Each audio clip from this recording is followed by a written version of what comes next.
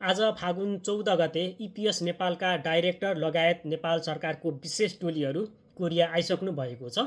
नेपालमा कोरियन भाषा पास गरेर 2 वर्षसम्म रोस्टरमा नाम हुँदा पनि कोरियाको कम्पनीहरूको छनौटमा नपरेका 11,000 भन्दा बढी युवाहरूको रोस्टरको 2 वर्ष समय अवधि सकिन लागेको छ। कतिको सकिसकेको छ।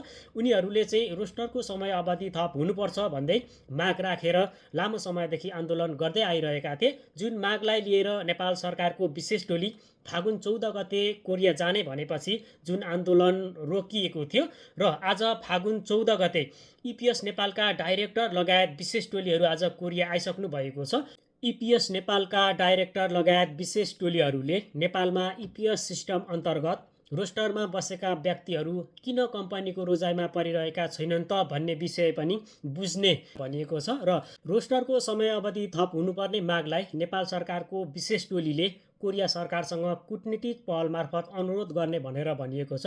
उहाँहरूको अनुरोधलाई कोरिया सरकारले स्वीकार्छ कि स्वीकार्दैन, कोरियाले बार बार भन्दै आइरहेको छ 17वटै देशको इपिएस प्रणाली सिस्टम एउटै भएको हुनाले नेपालको लागि मात्रै परिवर्तन गर्न नसक्ने भनेर भनिएको छ र नेपालको लागि मात्रै रोस्टरको समय अवधि पनि थप गर्न नसकिने भन्दै आइरहेको छ।